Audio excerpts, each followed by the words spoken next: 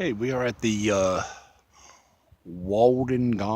Pond, the garden here, and I've kind of been doing a little reflecting here along the pond and the path here, and I'm recently reminded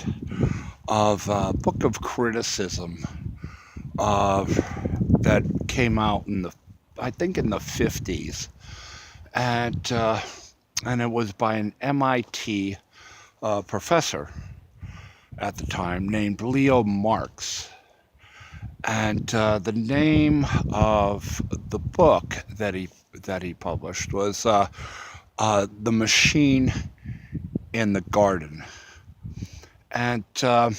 it became a monumental kind of standard in American literary criticism. Because what Marx did was he showed how the early American life, say about the time of Hawthorne, Thoreau, Emerson, Twain, how they all wrote about, and they all observed this sort of pastoral, idyllic, bucolic sort of new world and heaven and utopia of the country. But at the same time, there always seemed to be some impending force of progress or urbanization, a machine or something of the sort would always disturb the tranquility and the silence and the stillness and the beauty in which characters or even writers found themselves. And he noted a number of examples,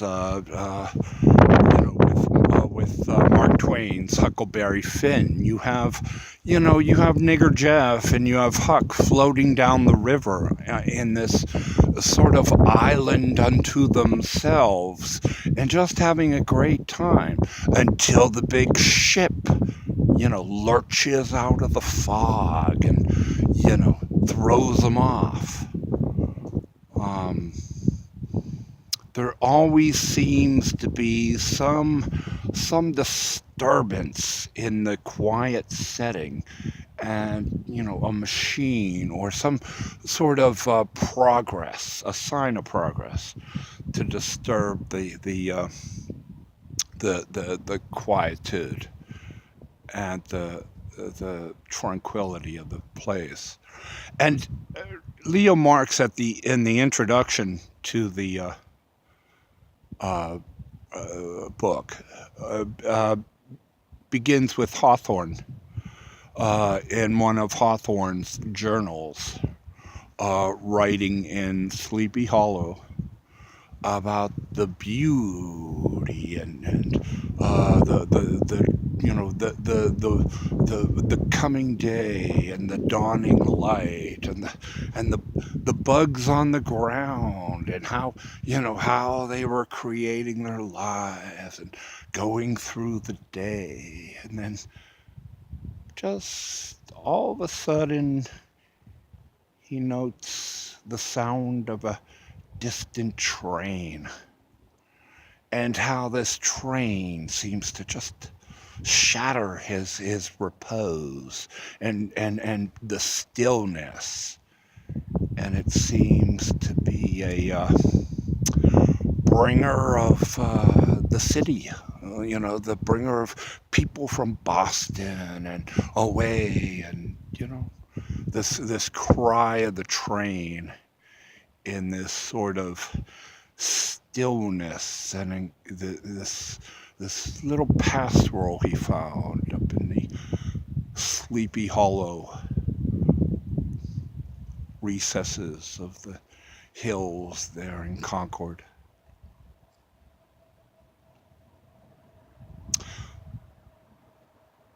From Walden Pond, reflecting on the world around me.